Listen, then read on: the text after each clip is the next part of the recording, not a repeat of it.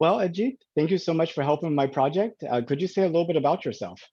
Absolutely. It looks like you're already in Moon 2024. You're probably one of the chosen astronauts who's going to be visiting the southwest corner of the moon.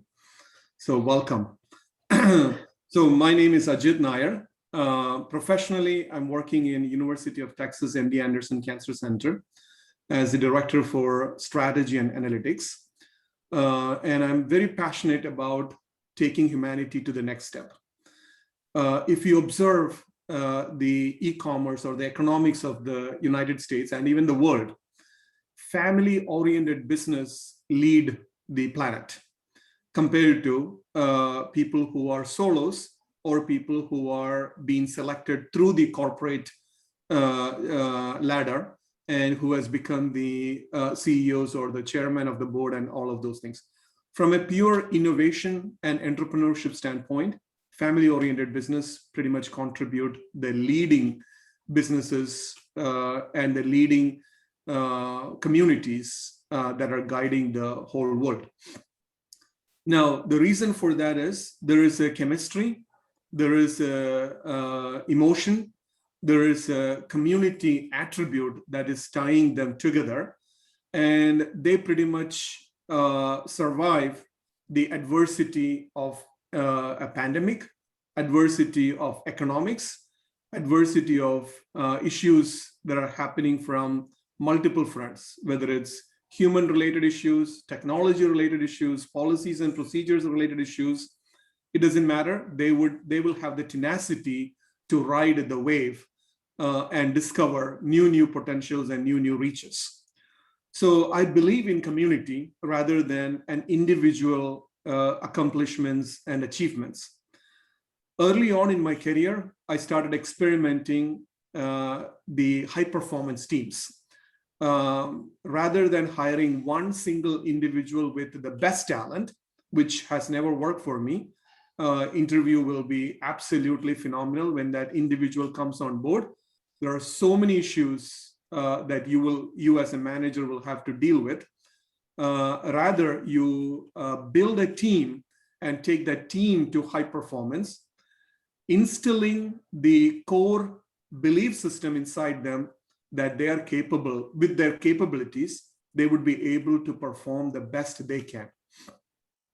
So the entire corporate system of valuing the human performance every year at the end of the year, we all go through this performance evaluation system, which is, to me, which is a bunch of garbage.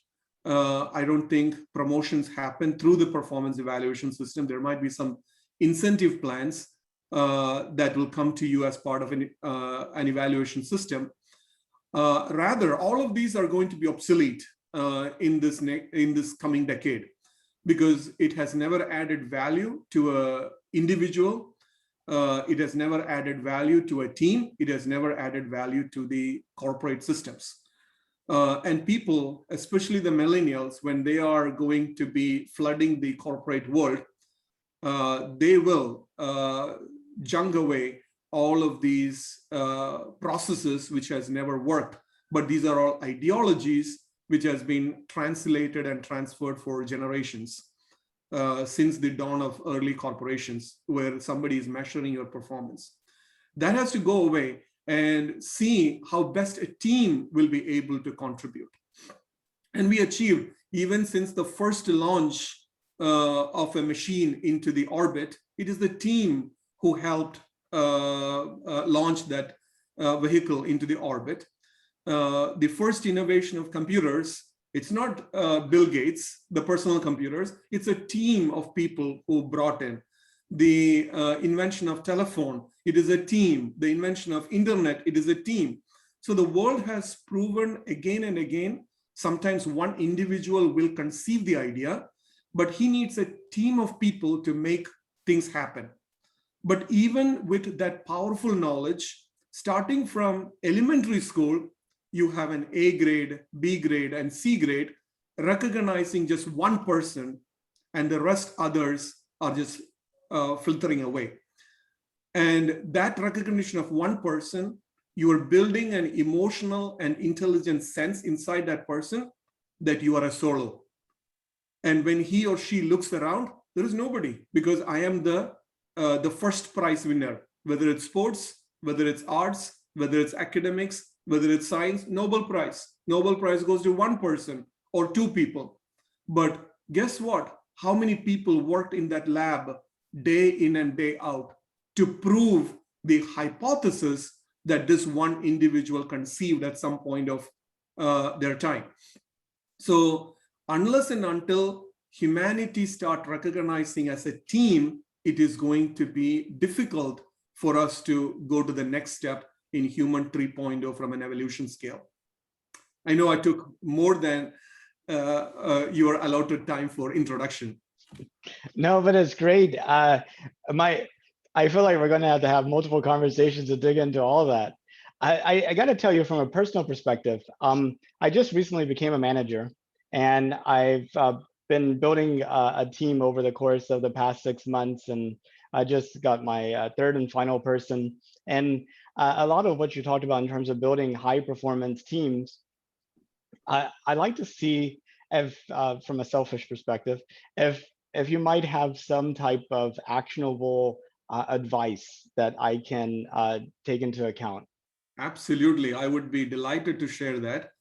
Over these years, I have built my experiences into distinct step-by-step implementable models where you would be able to convert a team of normal performance or underperforming into high performance. And every team, no matter what, if you consciously build that team out, you would be able to build a high performance team. There are certain characteristics that will distinguish from one team to another. But if you are careful, if you are planning very methodically, if you are understanding the team, if you're observing the team dynamics, if you're learning from the team rather than judging the team, you will be able to build your team as a rock star in your organization. I have proven again and again and again where the team has gone to the executive leadership and said, we need quality standards. And typically from a quality standpoint, you would see qualities typically come from leadership to the team or to an employee rather than employee going back into the leadership. This environment, this culture we have built in our previous company. The team went to the leadership and said, we need to implement the quality standards of that particular industry. And including the vice president, we took them to the training class and they all went through the certification, the CMMI level 3 certification, and then implemented the quality standards. That is really good. And you also talked about small businesses and family-owned businesses as being the source for a lot of innovation. And I think whenever you were talking about innovation, maybe you didn't, I mean, I immediately go to technology, but I think about small businesses. Those business owners are actually living in the communities in which their businesses are operating, and they see the total cost in terms of total impact of their business on that community.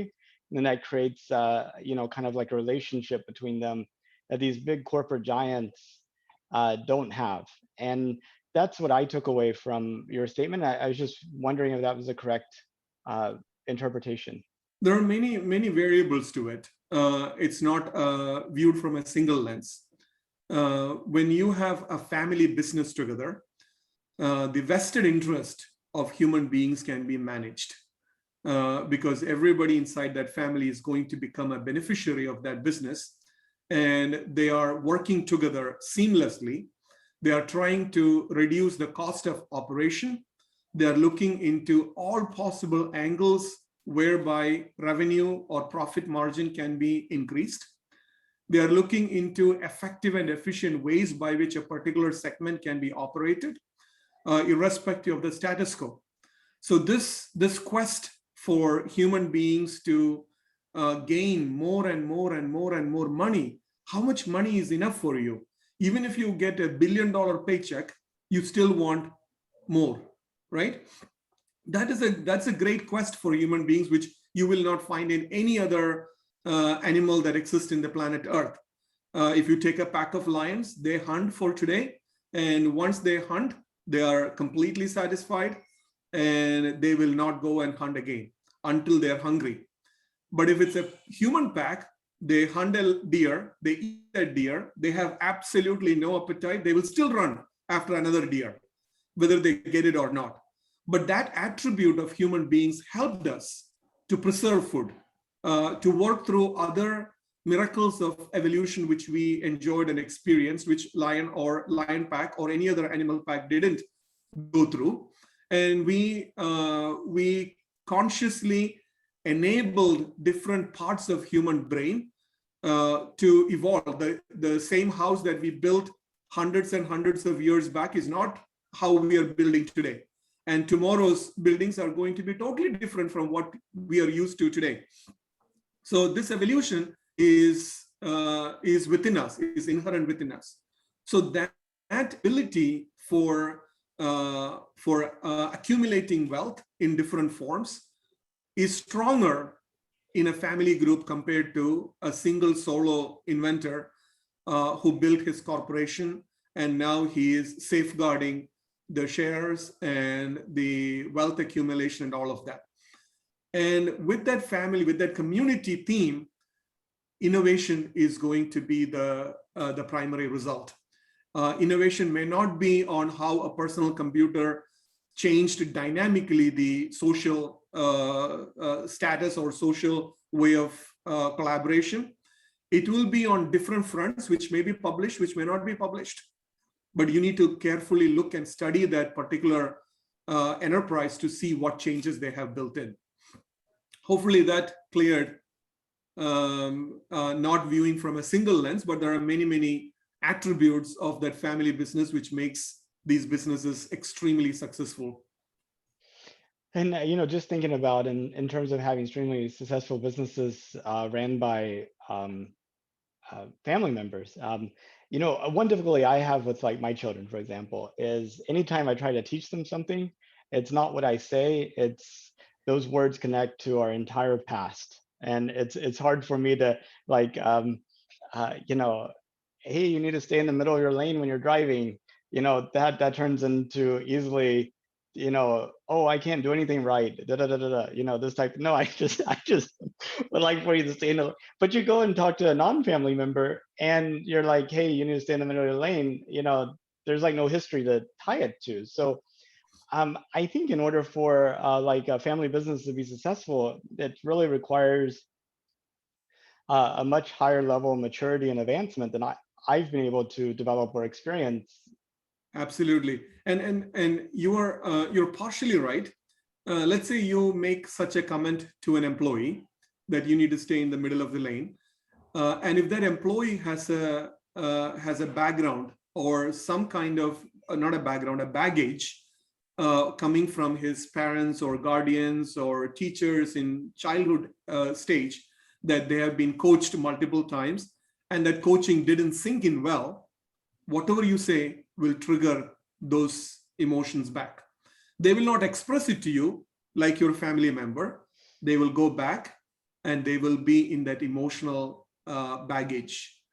Wow, because the same experience I had from my family is now being shared when I'm talking to Nathan or talking to a manager, right?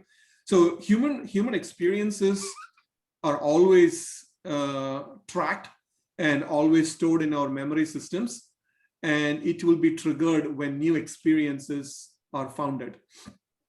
And you will link. If you cannot link an experience to a previous experience, you're building a new neuropathic bridge where you have absolutely no knowledge. So for example, if you're going to moon, right? If you have absolutely no knowledge about moon, you are so excited to discover the new aspects of moon. So the very first time you landed on moon, you touched the rocks, you experienced some outside environmental conditions, you built one set of experience system. The second time you're going, you're comparing the first experience with this experience. And in the comparison, you will either feel great or not so great. or displeased. That's how humans are built. So there is a saying in our mother tongue: anytime you meet an individual, whether it's your wife, whether it's your children, whether it is your employees, whether it is your neighbors, imagine you are meeting them for the first time. Imagine, did you go through the dating process to get married?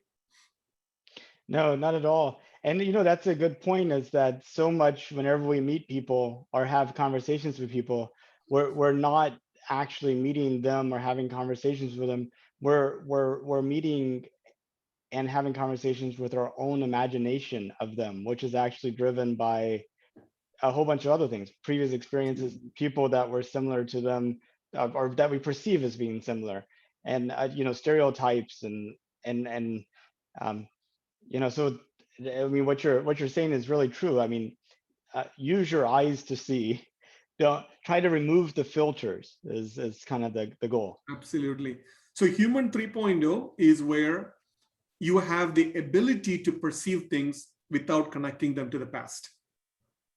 Human 2.0 is where you are connecting your emotions together and making perceptions through judgmental filters. But human 2.0 realized that you need to be in a team environment to succeed. You cannot succeed by yourself. One of my hypotheses why United States, even though the dollar value is much lower than many other countries' currency, still lead the world is the hardcore, conscious way of maneuvering the nation through the systematic growth of leadership and principles of leadership. We try to become a leader, a founded leader among ourselves as well as for the other nations. Because of this leadership abilities and the way we set up the entire culture and governance around it, the other nations who are fighting among each other tend to look at us as leaders. And that's the same philosophy that we need to build within ourselves while we manage the team, while we manage our family, while we manage our community, and we will be viewed as leaders, as thought leaders. We may not be the supreme thought or the supreme breakthrough silver bullets solving every problem, but we create a culture, we create an environment for others to be the thought leaders, others to discover that silver bullet. It's that environment that is extremely important. And especially when you reflect at the family, when you build that environment at home, starting from early childhood days of your kids, they will realize the potential of such an environment, and they will be able to compare and contrast between new environments and this one, which they enjoyed, and where creativity sprung up rather than fighting for existence. So a team can be very creative, or a team can be fighting for existence, fighting for survival. It all depends upon not just the manager alone will not be able to do it, but 80% of the job resides within the capabilities of the manager, but 20% will depend upon the mega culture that surrounds the manager, because manager at the end of the day is also part of the culture which the manager's manager is maintaining. You can be different, like Mahatma Gandhi or Martin Luther King and all of those people, but you need to build yourself to the toughest state of humanity 3.0, willing to risk many things. Willing to risk, I would say you should, the moment you disappears, everything will work in a homogeneous way. The moment you come into play, meaning your beliefs, your experiences, your thoughts, your knowledge, because you're giving prominence to you as an individual, then you will lose the power to hear others. And when the you from you disappears, you will have the power to hear others. I still remember in my early days, I had an employee, a very wise employee, but she came from a different generation. She came from a different part of the world, and she will make statements but those statement is not appealing to me. Those statement doesn't jive the way I was thinking a statement should be made. So 99% of the time I ignored that statement because I thought there's no value in that statement. And quite accidentally, I discovered when we were solving a problem, she made a statement. I was about to ignore that, and I saw some nuggets of wisdom in that statement. And I applied what she said, not the verbatim way of applying, but I had to untangle the words to look what exactly she was saying. I never paid that much attention before. And the moment I did that, I could see she was the shining star in my team. Starting from that time onwards, I listened. I never judged her statement. And I could find the powerful words of wisdom she was saying all throughout the time, 5-6 years. But I never took into account. Since I never took into account, it is very visible for other people, and other people didn't take into account as well. Because what your manager exhibits, that's what you try to emulate. And what happened was she was pushed to the side. But the moment I saw the power in her words, not by just following what she's saying, but you really have to listen, understand what she's saying, pay attention to it, and then you will see how those words are bringing the true meaning by which you would be able to solve that particular crisis. So that's the power and art of listening. Yeah, it is. I think the biggest challenge to being able to put that in action is being in a hurry and not having time. Absolutely, absolutely. And when you yourself has a long list of tasks to complete on that particular day, there's only so much you can contribute. This was like a paradox, which took so much time for me to untangle. I was making a presentation to a team of executives, and these are board members and leaders. And my boss came to me and said, you need to put this into a straw man. Okay, you need to put this in as simple terms as you can so that they understand it. Nathan, I was shocked to hear that. This is the first time I heard it, like years back. I was shocked. I was like, wow, in first grade, you study. Second grade, you go to a little bit complex. 10th grade, your complexity to comprehend or your ability to comprehend complex things have increased substantially. And you graduated college and you got into a job at the lowest level. And you're thinking your boss can understand much more complex things. Imagine executives. They should be in a position where they should be able to comprehend the complex things, right? You don't have to split that into straw man terms and waste their time. That was my mentality. And I discarded my boss. I presented this complex topic. Nobody heard it. Everybody applauded because everybody got confused on what I'm saying.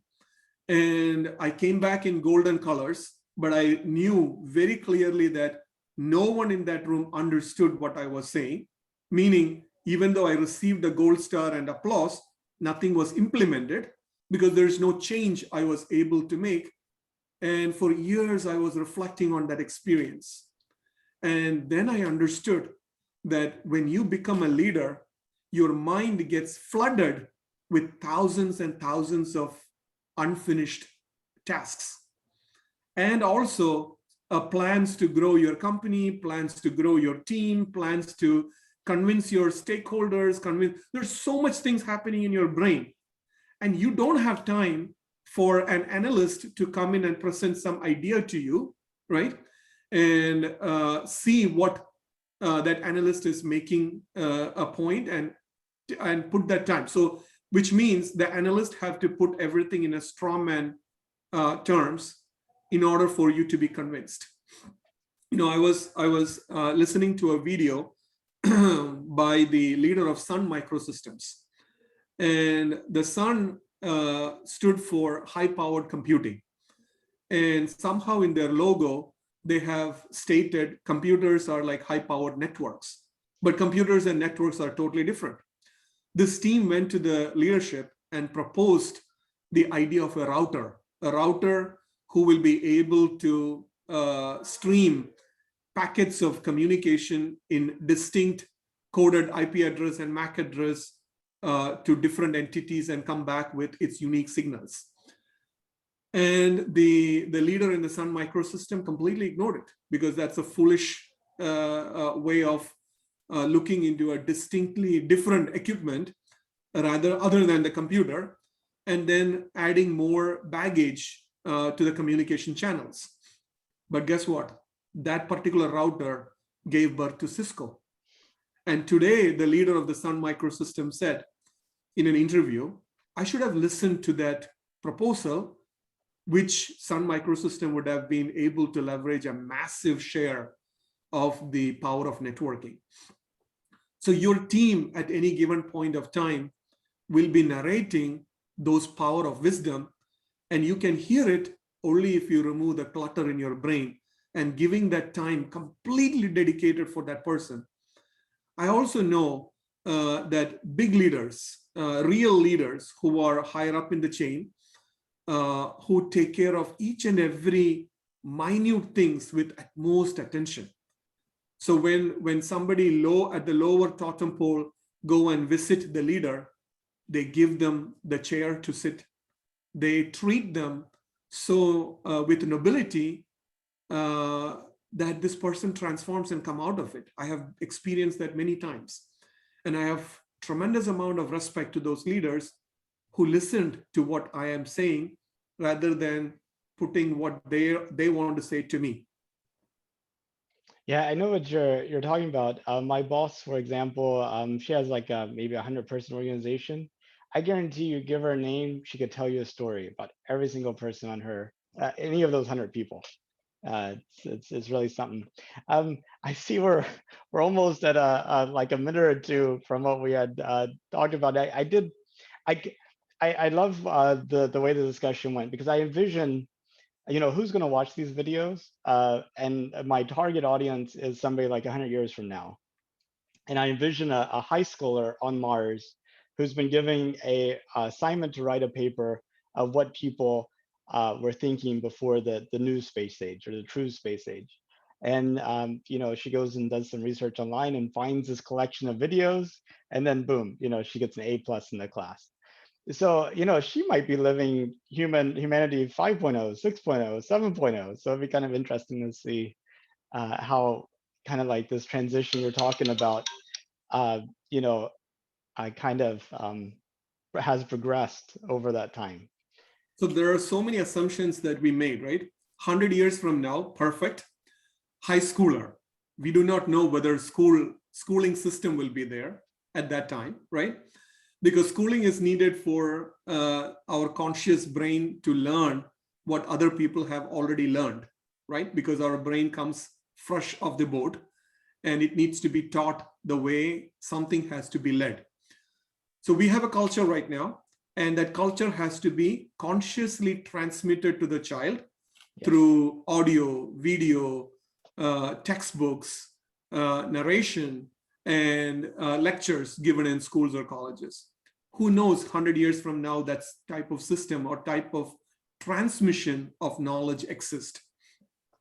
When human fight, okay, go ahead, Nathan. Yeah, I was just gonna say, also, talk about will we have high school then, and will we have high school on Mars? I was just thinking about the development of families and work and education, all that stuff. And I always think back to like the family farm, and kids from the moment they could walk had chores to do, and they were a vital part of the operation of that farm, and they learned on the job, how to milk a cow, how to feed the horses, how to plant the seeds, how to harvest the things, how to take care of the vegetables, how to sell it to the market. I mean, and they didn't do it because they were hoping to develop the kids into some agriculture. They did it because they needed those kids, and those kids felt needed. They felt like they were part of the community. They felt like, I don't milk the cow, the family doesn't have a milk to drink, the cow stops producing milk, all these bad things happen. I mean, the community would fall apart if these kids stopped contributing. But Absolutely. now, if you look in today's society, where we've shrunk labor so much that we could spend hours and hours looking on the TV, going around and interviewing people, reading, uh, reading stuff, and discussing stuff. And kids go into like a 13-year program where the expectation for them is to do nothing but make right marks on pages. And if they don't do that, nothing's going to happen in society. Nobody cares. Like you said, you're just kind of like, you're just sort of filtering these kids over a period of 13 years. And, I think a lot of people come out of school going, I mean, you look at all these issues of depression, and I think a lot of that's because they're like, I'm not needed. I'm not valued. I make no contribution. And then you like fast forward to Mars, where this is like a high-tech community that's on the edge of disaster and poverty, probably constantly. And you might be putting those kids in the exact same situation you were with the farms. So they probably don't have time for high school. They're probably too busy, uh, fixing the systems, patching air leaks, you know, going through survival training or whatever. Yeah. Yeah, I mean, it's very interesting that you mention all of this, because whether you take a mature system or a system in its early stage, you still have to go through all of this, right? Whether it's a machine that you are training or a human being that is at the verge of development, it still have to learn. Machine learns one way, human beings learn in totally another way. Experience becomes part of the human learning, and machine needs data to learn. So I'm part of this think tank group who is designing the next generation of these communities, how the next generation community should be operating. One thing is for clear, when we look at social media technologies like Facebook, Snapchat, Twitter, Instagram, they had the ability to wire and bring a homogeneous networking mode connecting people across the world. But they're not doing it right. They are creating the panacea of social media exhaustion. Exactly as you mentioned, people sit hours and hours and hours browsing the Facebook, browsing the TV, consuming the content that is over there, which may 99% of the time may not have any purpose for them. They're also into social networking addiction. If you go to LinkedIn, you will have like thousands of people following you or you're connected to. But when you are in need of something that you would look for in Mars, you absolutely have not even a single human being there to help you out. You have to help yourself out, right? This is called social networking addiction. So this team of people is solving those two puzzles: social networking addiction, meaning building meaningful connections, and social media exhaustion, meaning consuming only the content that is relevant for your growth. Today's popular theme is like, share, and subscribe. And this team is proposing to wipe out like, share, and subscribe, and coming up with connect meaningfully, engage purposefully, and grow prosperously, so that your connect and engage is always resulting in your growth under multiple fronts. Growth in terms of education, growth in terms of professional career, growth in terms of your business ventures or entrepreneurial ventures, growth in terms of spiritual growth, growth in terms of expanding your knowledge in terms of removing the mental blocks and being more aware and alert in the environment. All of these different themes. So it's a beautiful concept in its very, very, very early stage. And there is a good team of people working so hard to bring, I think their first version is already out in their Play Store and App Store. Check it out. It is called Familheey, Familheey. Familheey. Okay, let me see if I can find it now. Yeah, Familheey.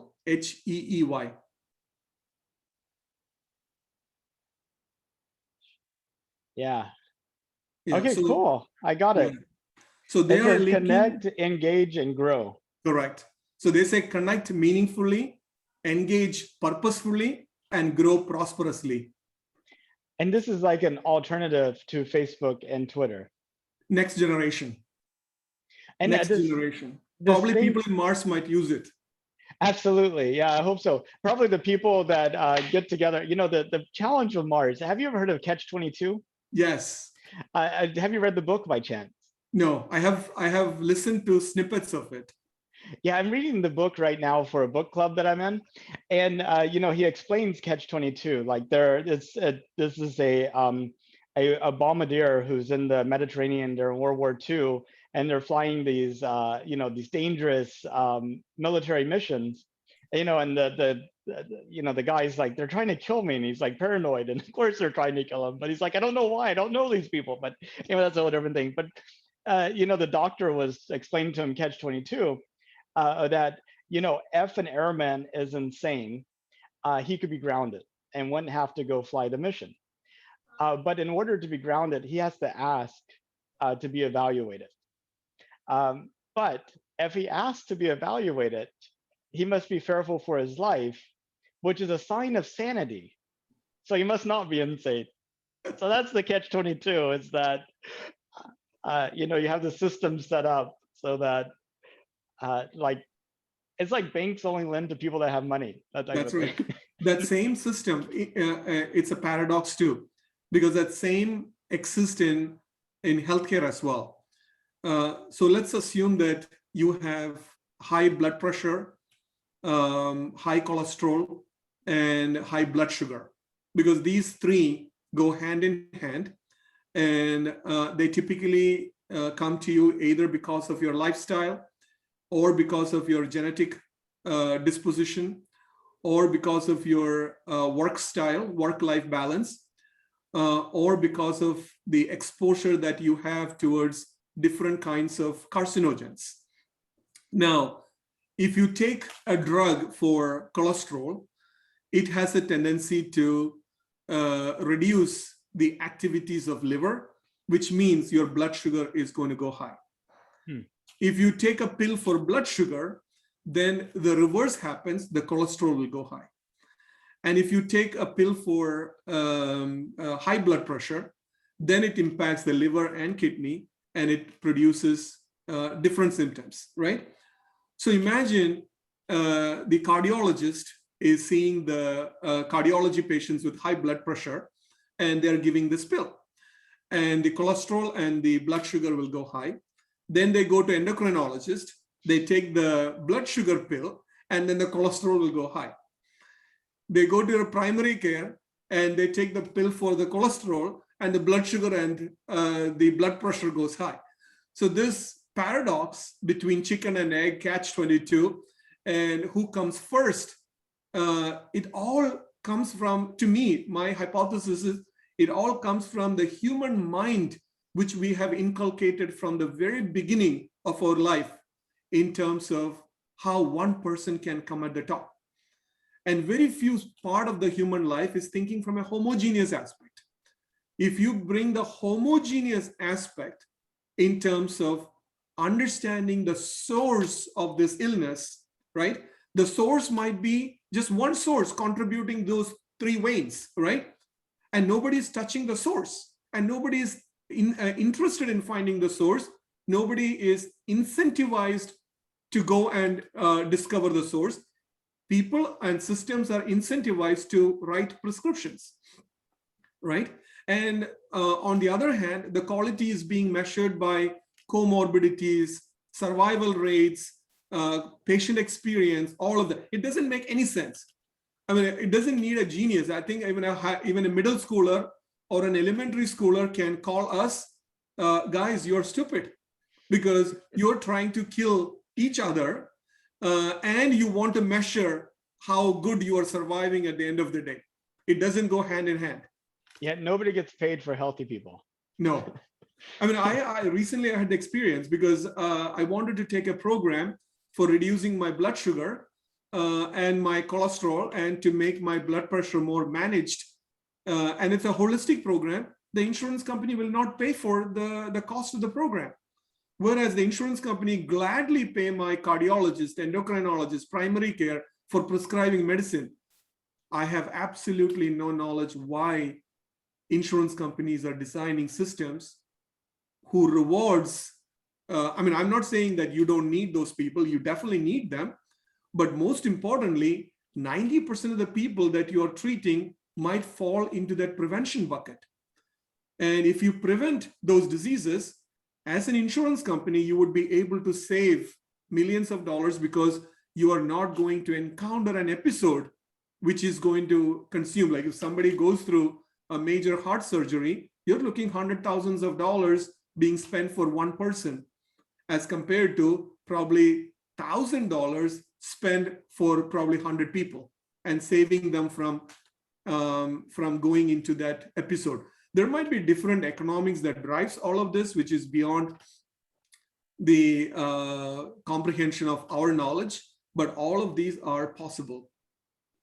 Yeah, and you're starting to see a little sign of improvements by like these big companies that are, would benefit from saving monies across their things. I used to work at HP, and there, every year they would send out like a health screening, and you could do an optional blood test, and you could go through some training, talk about diet and alcohol consumption and exercise and stress level and other risk factors. And if you did it, you got just a little money like added to your insurance. But the idea was you get ahead of some of these big things like the heart disease. A couple $100 a year could prevent 20, 30, $40,000 in the future. Not to mention, that person, whenever they have a heart attack, it's not like they planned for it. It's going to be disruptive to the company too. Yeah. So that's the dynamics, right? When insurance companies made employers responsible for paying a good portion of the healthcare insurance or healthcare episodes payments, employers now became accountable. They want to make sure employees' health is being taken care. And they even passed that buck to employees through the high deductible plan, saying that if you encounter some of these episodes, you're going to pay high deductible. Versus if you don't go and see the doctor, then your episodes or then your enjoyment of health can be maintained and managed. Unfortunately, that didn't sink in to many people because it was not communicated the way it should be communicated. Now the employees are freaking out because anytime I go to the doctor, I pay high deductible.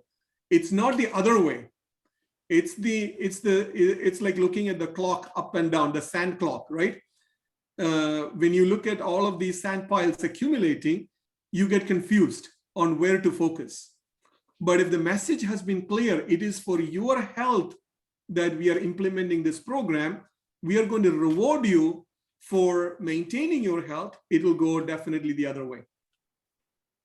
Absolutely. I mean, it's almost like you want them to consume a certain amount of medical services a year, regardless, like the screening, the yearly checkups, maybe meeting with a dietitian or, fitness expert. But then you want to kind of prevent the need for them to have this middle part, and then you take care of like the far end part. But I've already taken up 50% longer of your time than we agreed to, and I feel like we could talk forever, and I would love to meet up in person. I'm up here in North Houston, and I think you're in Pearland. In Pearland, Yeah. which I go down to Space Center Houston once a month to volunteer, so it's not that far away. NASA. Exactly. So it was great talking to you, Nathan. Let's connect. I would love to meet you as well, and let's keep in touch. Sounds good. Well, I hope you have a good rest of your day, and thank you again for your time. Enjoy your weekend as well. Okay, bye-bye. Bye.